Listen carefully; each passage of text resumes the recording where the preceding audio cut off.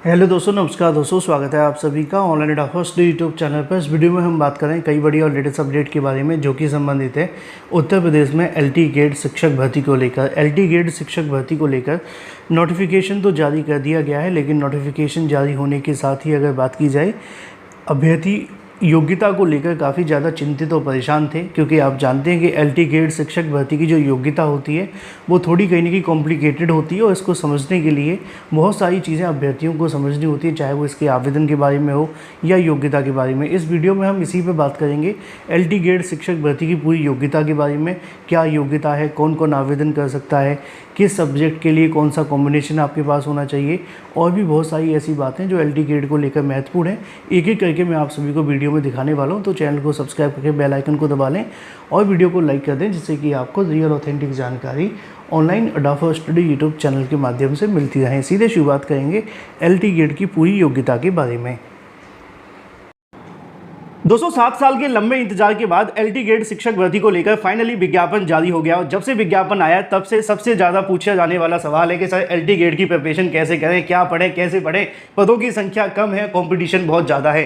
दोस्तों, LT gate शिक्षक भर्ती को लेकर आप जानते हैं, जब पिछली बार भी आई थी तब भी मैंने आपको जो चीज़ें रिकमेंड की थी एज इट इज़ वही आपके एग्जाम में आया था। और इस बार मैं आपको बताने जा रहा हूँ चक्षु प्रकाशन की एक बेस्ट बुक, जो एलटी गेट शिक्षक भर्ती के लिए आपके एग्जाम पैटर्न को ध्यान में रखकर तैयार की गई है। इसमें आपको 1800 से ज़्यादा जो महत्वपूर्ण क्वेश्चन है वो देखने के लिए मिलते हैं और 100% आपके सिलेबस को ध्यान में रखकर इसको तैयार किया गया है। वो सभी टॉपिक इसमें कवर किए गए जो आपके एग्जाम के लिए मोस्ट इंपोर्टेंट है। साथ ही साथ मोस्ट इंपोर्टेंट क्वेश्चंस भी आप सभी को दिए जाते हैं जो कि मोस्ट एक्सपेक्टेड है आपके एग्जाम के लिए। उन सभी क्वेश्चंस की आपको सटीक सही उत्तरमाला दी जाती है और पिछले साल के पेपर भी आपको देखने के लिए मिलते हैं। और इतना ही नहीं, जीके जीएस यानी कि सामान्य अध्ययन के साथ में आप अपने सब्जेक्ट की मोस्ट इंपोर्टेंट बुक भी परचेज कर सकते हैं इसके साथ में, क्योंकि आपके एग्जाम के अंदर जीके जीएस के साथ में सब्जेक्ट भी पूछा जाएगा।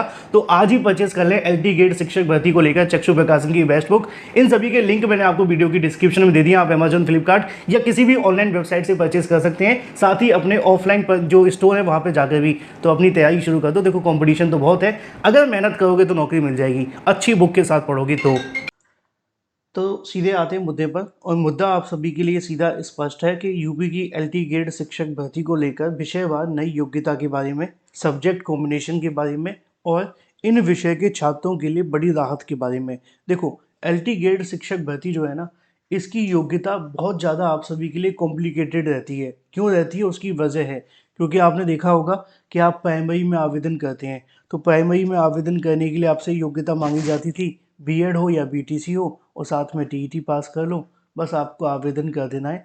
फ़र्क नहीं पड़ता, मुझे फ़र्क नहीं पड़ता या किसी को फ़र्क नहीं पड़ता कि आपने किस सब्जेक्ट के साथ में क्या कर रखा है। लेकिन इसी के साथ आप सभी के लिए एक बड़ा बदलाव एलटी गेट में होता है। जब आप 6 to 8 में आते हैं या 9th और 10th में जाते हैं या 11th और 12th में जाते हैं, तो वहाँ पे चीज़ें बदल जाती हैं। वहाँ पे चीज़ें इसलिए बदल जाती हैं क्योंकि वहाँ पे एक सब्जेक्ट का कॉम्बिनेशन मांग लिया जाता है और ज़्यादातर अभ्यर्थी सब्जेक्ट कॉम्बिनेशन को लेकर परेशान रहते हैं। जब से विज्ञापन निकलता है और जब तक आवेदन चलते हैं, चाहे वो आप सभी के आवेदन हो भी जाए, तब भी अभ्यर्थी सब्जेक्ट कॉम्बिनेशन को लेकर परेशान रहते हैं। अब आप कहेंगे सर इसका हल क्या है? इसका हल बस इतना सा है कि आपको इससे संबंधित जो नियम है वो पढ़ लेने हैं और जो नियम आपके लिए जारी किए जाते हैं भर्ती से पहले, वो आपको बेहद आवश्यक होते हैं। तो ज़्यादा आपको कॉम्प्लिकेटेड नहीं करेंगे, सीधे मुद्दे पे आएंगे और मुद्दे पे आते हुए मैं आप सभी को बहुत आसान भाषा में समझाने की कोशिश करूँगा एलटी गेट को लेकर आप सभी के कॉम्बिनेशन के बारे में। तो एक एक सब्जेक्ट के बारे में बताऊंगा, चाहे वो आपका कोई भी सब्जेक्ट हो। सबसे पहले मुझे बताओ कि आप किस सब्जेक्ट से आवेदन करना चाहते हैं और आपने ग्रेजुएशन में कौन सा सब्जेक्ट रखा है, 12th में आपका कौन सा सब्जेक्ट है, क्योंकि उसी के आधार पर तो आपका यहाँ कॉम्बिनेशन बनने वाला है। अब कॉम्बिनेशन को समझने के लिए सबसे पहले आपको समझना है कि होता क्या है एलटी गेट का सब्जेक्ट कॉम्बिनेशन और नियम क्या है। देखो, सरकार ने हाल ही में सब्जेक्ट कॉम्बिनेशन में कुछ बदलाव किए थे और ये बदलाव बेहद महत्वपूर्ण थे। अगर बात की जाए आप सभी के लिए जो बदलाव किए गए, उनमें सबसे बड़ी जो चीज़ आप सभी के लिए रखी गई थी, पहली वो चीज़ थी कि आपके जो समकक्ष योग्यता है उसको हटा दिया गया था। तो समकक्ष नामक शब्द को अगर निकाल दिया जाए तो उसके बाद क्या बचता है वो आपको देखना है। यहाँ पर सबसे पहले अगर बात की जाए एसएसटी के बारे में, अगर आपने मेरे वीडियो देखे होंगे तो मैंने आपको बताया भी था कि एसएसटी में सबसे ज़्यादा कहीं ना कहीं आप सभी के लिए कॉम्बिनेशन बन करके सामने आते हैं। अब ध्यान से सुनिएगा, ये वाले जो नियम है वो आप सभी के सामने पहले हुआ करते थे, ठीक है, इनको हम नहीं पढ़ेंगे, ठीक है, हम सिर्फ इधर वाली साइड के नियम को पढ़ेंगे। ये नियम अब काम के नहीं है, पहले ऐसा होता था। इसमें बस इतना डिफरेंस है कि ये जो आप सभी के सामने भर्ती देखने के लिए मिलती थी, एल टी गेट या जीआईसी प्रवक्ता की या कोई भी वैकेंसी होती थी, उसमें आप सभी के सामने यहाँ लिखा होता था समकक्ष उपाधि, ये वाली। बस इसको यहाँ से हटा दिया गया है, थोड़ा बहुत योग्यता में बदलाव भी किया गया है। तो ये वाला आपकी योग्यता है। चलिए मैं सीधे बात करता हूँ योग्यता पर। अगर आप सामाजिक विज्ञान में आवेदन करना चाहते हैं तो आपके पास में क्या होना चाहिए, आपके पास में ग्रेजुएशन होनी चाहिए, ठीक है। भारत में विधि द्वारा स्थापित, हम इस बात को नहीं पढ़ेंगे, बस काम की बात है कि आपके पास ग्रेजुएशन होनी चाहिए। अब ग्रेजुएशन किस में होनी चाहिए, इतिहास, भूगोल, राजनीति विज्ञान या अर्थशास्त्र विषयों में से कम किन्हीं 2 विषयों में आपके पास स्नातक होनी चाहिए। अब अगर आपने इसके लिए आवेदन करना है तो बहुत आसान हो गया कि या तो आपके पास में इतिहास हो, भूगोल हो, या भूगोल की जगह पर राजनीति विज्ञान हो या अर्थशास्त्र हो, ठीक है। अगर आपके पास ये है तो आप आवेदन कर सकते हैं। तो ये आपका कॉम्बिनेशन बन गया, ठीक है। इसी तरीके से अगर बात की जाए, आपकी जो बीएड है वो तो मांगा ही जाएगा, ये आपको बताने की आवश्यकता नहीं है। तो एसएसटी का मेल और फीमेल के लिए कॉम्बिनेशन पूरे तरीके से क्लियर है, इसमें कोई किसी को डाउट नहीं होना चाहिए।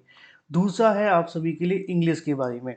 अब अगर बात की जाए इंग्लिश को लेकर तो यहाँ पर लिखा है कि भारत में विधि द्वारा स्थापित किसी विश्वविद्यालय से आप सभी के पास में ग्रेजुएशन होनी चाहिए। लेकिन ग्रेजुएशन की अगर बात की जाए, अंग्रेजी, ठीक है, ध्यान से सुनिएगा, अंग्रेजी साहित्य के साथ स्नातक की उपाधि होनी चाहिए। अगर आपने इंग्लिश साहित्य के साथ में कहीं ना कहीं स्नातक किया है, ग्रेजुएशन किया है, तो ही आप इसमें आवेदन करेंगे। इसके अलावा और कुछ नहीं मांगा जाएगा, क्योंकि यहाँ समकक्ष शब्द को हटा दिया गया है। पहले क्या होता था, पहले चीज़ें अलग होती थी और उसकी वजह से चीज़ें बदल जाती थी, ठीक है। तो ये इंग्लिश के बारे में है, साथ में बीएड तो मांगा ही जाएगा। गणित को लेकर बात कर लेते हैं। गणित के बारे में लिखा है कि भारत में विधि द्वारा स्थापित किसी भी विश्वविद्यालय, मान्यता प्राप्त जो भी आपका विश्वविद्यालय, उसे गणित के साथ में स्नातक की उपाधि आपके पास होनी चाहिए, ठीक है।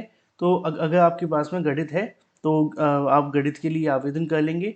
अब यहाँ ग्रेजुएशन आपकी जो होनी चाहिए वो गणित के साथ होनी चाहिए, ठीक है, एक विषय के रूप में। अगर आपका एक विषय के रूप में अगर गणित है तो आप इसमें आवेदन कर लेंगे, प्लस बीएड तो मांगा ही जाएगा। इसी तरीके से अगर बात कर ली जाए आपके लिए विज्ञान के बारे में, तो विज्ञान का मतलब होता है साइंस की बात की जा रही है यहाँ पर, जीव विज्ञान बिल्कुल नहीं है, ध्यान दीजिएगा। अब यहाँ ध्यान से सुनो, लिखा हुआ है कि अगर आप विज्ञान में आवेदन करना चाहते हैं तो उसके लिए भौतिक विज्ञान और रसायन विज्ञान के साथ में अगर आपने स्नातक किया है तो आप इसमें आवेदन कर सकते हैं। अब भौतिक विज्ञान और रसायन विज्ञान में आप के साथ आवेदन कर जो स्नातक करने वाले अभ्यर्थी होंगे, मात्र वही यहाँ पे मान्य होंगे। अब इसमें कहीं पर भी जीव विज्ञान वगैरह को लेकर नहीं लिखा हुआ, ठीक है। अगर आपके पास में फिजिक्स केमिस्ट्री है तो ठीक है, अदरवाइज आप इसमें आवेदन नहीं कर पाएंगे, प्लस बीएड तो मांगा ही जाएगा। इसी तरीके से अगर बात की जाए जीव विज्ञान को लेकर, तो यहाँ पर जीव विज्ञान के बारे में स्पष्ट है। जो जीव विज्ञान को लेकर योग्यता है वो ये है कि अगर आपने जंतु विज्ञान और वनस्पति विज्ञान के साथ स्नातक किया है तो आप इसमें आवेदन करेंगे, प्लस बीएड होना ही चाहिए, ठीक है। बहुत आसान भाषा में मैं आपको बता रहा हूँ, ज़्यादा एक्सप्लेन नहीं कर रहा हूँ, उसकी वजह है कि वीडियो लंबा हो जाएगा। दूसरी वजह ये भी है कि चीज़ें कॉम्प्लिकेटेड हो जाएंगी। आगे लिखा हुआ है कि अगर बात की जाए हिंदी के बारे में, अब हिंदी को लेकर थोड़ा आपको अच्छे से समझना होगा। लिखा हुआ है कि अगर आप हिंदी में स्नातक हैं, ठीक है, तो हिंदी में एक विषय के रूप में संस्कृत के साथ इंटरमीडिएट अथवा उत्तर प्रदेश संस्कृत शिक्षा परिषद से उत्तर माध्यमिक परीक्षा उत्तीर्ण अगर आप हैं तो इसमें आवेदन कर सकते हैं। आसान भाषा में समझाने के लिए, अगर आपने एक विषय के रूप में हिंदी में अगर आप आवेदन करना चाहते हैं तो स्नातक और एक विषय के रूप में संस्कृत आपके पास होना चाहिए इंटरमीडिएट पे, तो आप इसमें आवेदन कर लेंगे। ये योग्यता हिंदी की है, संस्कृत की नहीं, याद रखें। अब संस्कृत की क्या योग्यता है वो आपको समझनी है। भारत में विधि द्वारा स्थापित किसी विश्वविद्यालय से आपके पास में एक विषय के रूप में संस्कृत के साथ अगर आपने स्नातक किया है तो, यानी कि अगर आपने ग्रेजुएशन कर रखा है संस्कृत के साथ, तो आप इसमें आवेदन कर सकते हैं। हाँ, बीएड आपसे पहले भी मांगा जा रहा था, बीएड अभी भी मांगा जाएगा, इसमें कोई बदलाव नहीं है, ठीक है। तो यहाँ इंटरमीडिएट की कोई शर्त नहीं है, इंटरमीडिएट की जो शर्त है वो यहाँ पे आपकी रहेगी। इसी तरीके से अगर बात की जाए उर्दू के बारे में, तो उर्दू को लेकर लिखा हुआ है कि ग्रेजुएशन में अगर आपके पास उर्दू है प्लस बीएड है तो आप आवेदन कर सकते हैं। फारसी को लेकर भी सेम है, फारसी ग्रेजुएशन में प्लस बीएड तो आप आवेदन करेंगे। अरबी में भी सेम है कि अरबी प्लस बीएड आप आवेदन कर सकते हैं। इसमें ज़्यादा जो कॉम्प्लिकेशन है नहीं है, तो जिसमें कॉम्प्लिकेशंस होंगी उसमें मैं आपको बताऊंगा, ठीक है। ये कुछ बाकी की भाषाएं जो आप चाहें तो इनको पढ़ लेना, इनके लिए भी योग्यता जारी की गई, हालांकि इनकी भर्ती निकलती नहीं है, बट उन्होंने बता दिया है जिससे कि बाद में कोई दिक्कत ना हो। कला को लेकर बात की जाए तो ये थोड़ी काम की है, इस पर बात कर लेते हैं।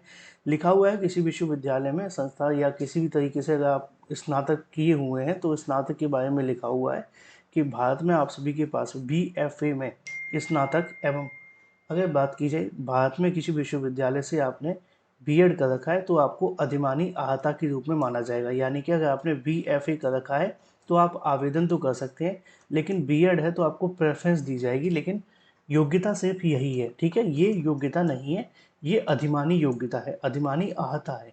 अधिमानी आहता वो आहता होती है जहाँ पे आपसे कुछ एक्स्ट्रा जो योग्यता अगर होती है तो उसको प्रेफरेंस दी जाती है सिलेक्शन के अंदर, ठीक है। तो BFA के साथ में अगर बीएड है तो अच्छी बात है, नहीं भी है तब भी आवेदन कर लेंगे। शारीरिक शिक्षा को लेकर बात की जाए तो लिखा हुआ है कि शारीरिक शिक्षा में आवेदन करने के लिए आपके पास में BPEड अथवा BPE अगर आपने कर रखा है तो आप आवेदन कर सकते हैं। संगीत की जब बात आती है तो एक विषय के रूप में संगीत के साथ आपने स्नातक किया हो तो आप इसमें आवेदन कर लेंगे। अगर ये नहीं है तो उसको लेकर भी यहाँ पे लिखा हुआ है कि किसी विश्वविद्यालय से अगर आपने स्नातक उपाधि के साथ में भातखंडे संगीत, महाविद्यालय से संगीत, विशारद या प्रयाग संगीत समिति, इलाहाबाद से संगीत प्रभाकर या जो भी है, आप चाहें तो उनको पढ़ लेना। प्लस आपसे बीएड यहाँ पे अधिमानी आहता के रूप में मांगा जाएगा। नहीं, बीएड आपकी अधिमानी आहता नहीं है, यहाँ पे 100% जो योग्यता है उसमें शामिल है, ठीक है। ये याद रखें, ठीक है। आगे लिखा हुआ है कि अगर आप किसी उद्यान के अंदर आवेदन करना चाहते हैं, एग्रीकल्चर की बात की जा रही है, तो उसमें आपके पास में संस्था से अगर आपने कृषि या उद्यान कर्म के रूप में स्नातक किया है तो आप आवेदन कर सकते हैं। वाणिज्य की बात कर लेते हैं। वाणिज्य की जब बात आती है तो उसमें स्पष्ट है कि अगर आपने किसी विश्वविद्यालय से वाणिज्य में स्नातक किया है तो और बीएड आपके पास है तो आप इसमें आवेदन करने के लिए पात्र होंगे।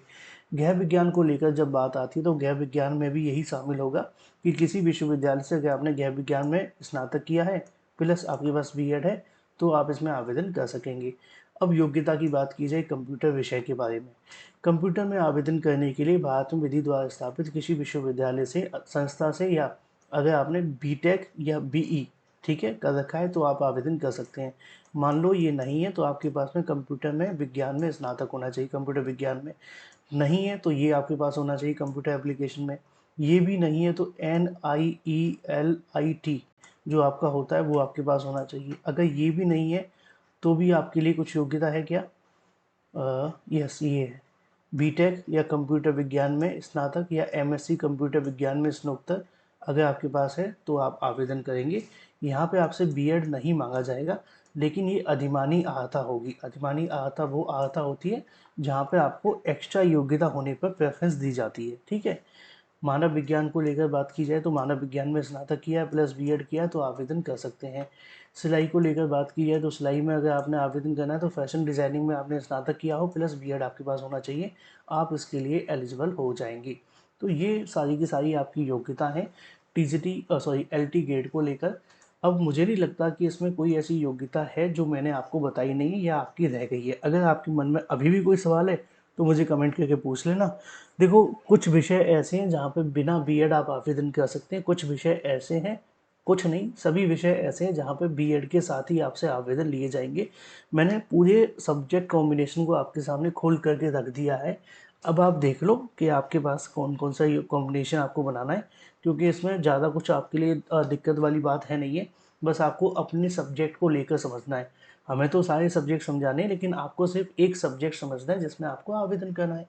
Thank you.